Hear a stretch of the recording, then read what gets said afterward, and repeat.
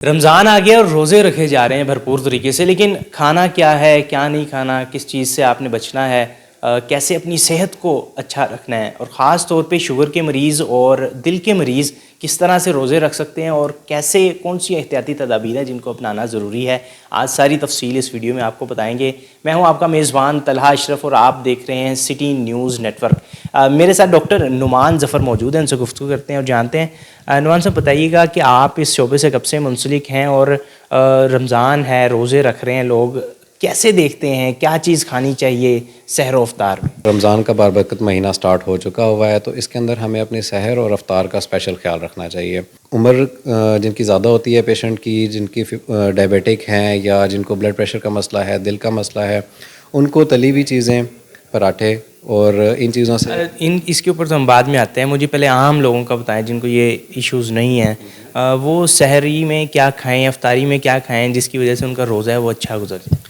سحری میں نارمل غذا جو آپ کھاتے ہیں، چپاتی کھا سکتے ہیں، ایگ فرائی لے سکتے ہیں، آملیٹ لے سکتے ہیں، اور ٹی اگر جیسے جو لوگ عادی ہوتے ہیں ٹی کے، وہ بھی استعمال کر سکتے ہیں، اور پانی بھی جو ایک نارمل کوانٹٹی بالکل فل ہو کے نہ پئیں، کیونکہ وہ اسٹمک کو ڈسٹینڈ کرتا ہے تو اس کے مزید مسائل ہونے شروع ہو جاتے ہیں، لیکن آپ نے ایک متوازن غذا سحری کے اندر لازمی لے بالکل ٹھیک ہے۔ پراٹھا جو ہے وہ کلچر کا حصہ بن چکا ہے، وہ کتنا ضروری ہے سحری میں، یا اس کو اوائڈ کرنا زیادہ ضروری ہے؟ پراٹھا کوئی ضروری نہیں ہے سحری میں، کیونکہ وہ تو 2-4 گھنٹے کے بعد ڈائجسٹ ہو جانا ہے۔ آپ جتنا مرضی سمپل روٹی کھائیں گے یا پراٹھا کھائیں گے، اس نے تو ڈائجسٹ ہو ہی جانا ہے، ٹھیک ہے۔ تو کوشش کریں کہ سمپل روٹی استعمال کریں سحری میں، اور اس کے اوپر ہلکا آئل آپ جسٹ اوپر لگا سکتے ہیں، لیکن وہ مکمل جسے کہتے ہیں نا تل کے پراٹھا، اندر باہر وہ کیا اسے کہتے ہیں کہ وہ لیئرز والا پراٹھا بھی ہوتا ہے، وہ بھی کھاتے ہیں لوگ، تو وہ نہیں کھانا چاہیے۔ وہ ریکمینڈ نہیں ہے۔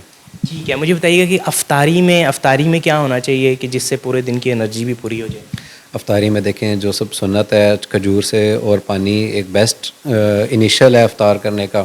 اس کے ساتھ آج فروٹ سیلڈ آپ اچھا استعمال کر سکتے ہیں، نیچرل گھر کی بنی ہوئی چیزیں میکسیمم سے میکسیمم ٹرائی کریں، کھانا کھائیں اچھا افطاری میں، آپ روٹی سالن جو بھی گھر میں پکا ہوا ہوتا ہے اچھا، اس میں میٹ لازمی انکلوڈ کریں آپ کی افطاری میں، ٹھیک ہے، کیونکہ باڈی کی ریکوائرمنٹ ہوتی ہے پروٹینز جو کہ ہم سحری میں نہیں کھا رہے ہوتے ہیں، تو افطار میں کچھ نہ کچھ ہفتے میں 2 سے 3 دفعہ میٹ لینا ضروری ہے۔ گوشت کھانا ضروری ہے تاکہ پروٹین پوری ہو سکے۔ مجھے بتائیے گا کہ سحری میں بھی بندہ پانی پی لیتا ہے لوگ، اور افطاری میں بھی پانی ہی سب سے زیادہ ضروری لوگوں کو لگ رہا ہوتا ہے، اور وہ پی بھی لیتے ہیں، پھر بھی ڈی ہائیڈریشن کا شکار ہوتے ہیں، اس کی وجہ کیا ہے، اور اس کی کمی کو پانی کی کمی کو کیسے پورا کیا جائے؟ دیکھیں جتنا مرضی پانی پی لیں، اس نے آپ کے باڈی کے اندر ڈسٹریبیوٹ ہو جانا ہوتا ہے 1 گھنٹے بعد 2 گھنٹے کے بعد، اس کے بعد ہم باڈی نے خود اس کو اپنے آپ کو کنزرو کرنا ہے جتنا باڈی کا پانی ہے۔ ڈی ہائیڈریشن کیوں ہو جاتی ہے، اس کی ریزن ہم نے دیکھنی ہے، کسی کو الٹی وامٹنگ یا ڈائریا تو نہیں لگا ہوا، یا کوئی بہت زیادہ دھوپ میں کام تو نہیں کر رہا، ہم نے کاز رول آؤٹ کرنی ہے کہ کاز کیا ہے، کسی کو ہارٹ کا یا کڈنی کا ایشو تو نہیں ہے۔ اگر یہ کاز ہیں تو پھر ہمیں اس پہ دھیان رکھنا پڑے گا، اگر یہ نہیں ہے تو باڈی خود ہی اس کو ریگولیٹ کر لیتی ہوتی ہے ڈی ہائیڈریشن۔ ٹھیک ہے، تو سحری اور افطاری میں کتنا پانی پی لیں کہ جس سے جو ہمارے پورے دن کی یا پھر افطاری سے لے کے سحری تک کتنا پانی پینا چاہیے کہ ہمارے پورے دن کی جو وہ پانی کی کمی پوری ہو؟ یہ بہت اچھا سوال ہے، کیونکہ ہم سب سے نیگلیکٹڈ ٹائم یہ ہوتا ہے کہ افطاری کے بعد ہم ایک دفعہ کھا لیتے ہیں اور اس کے بعد کچھ بھی نہیں کھاتے ہیں، تو افطاری سے سحری ٹائم اپنے آپ باڈی کو پورا نیوٹرینٹس دیں تاکہ ہمارے اگلے دن کا پورا کمپلیٹ ہو۔ 6 سے 8 گلاس آپ کو افطاری کے بعد پینے چاہیے لازمی۔ 6 سے 8 گلاس۔ جو مرض میں مبتلا ہیں، کسی کو شوگر ہے، بلڈ پریشر ہے، اور خاص طور پہ جن کو دل کے امراض میں مبتلا ہے، وہ روزے کیسے رکھیں؟ ان سے روزہ رکھنا کافی مشکل ہوتا ہے، وہ کس طرح روزے رکھ سکتے ہیں؟ احتیاطی تدابیر ان کے لیے کیا ہے؟ جو سب سے بڑی احتیاطی تدابیر ہے شوگر والے اور دل کے مریضوں کے لیے، ان کی دوا ایڈجسٹ ہونا ہے۔ ان کو جو نارمل روٹین میں دوا لے رہے ہوتے ہیں، ہمیں کبھی کبھار کم بھی کرنی پڑ جاتی ہے ڈوز، کیونکہ شوگر میں پہلے ہی گلوکوز لیول کم ڈاؤن ہو جاتا ہے، اوپر سے اگر وہ اپنی شوگر کی دوائی بھی لے رہے ہیں تو ان کے لیے کافی خطرناک ثابت ہو سکتا ہے۔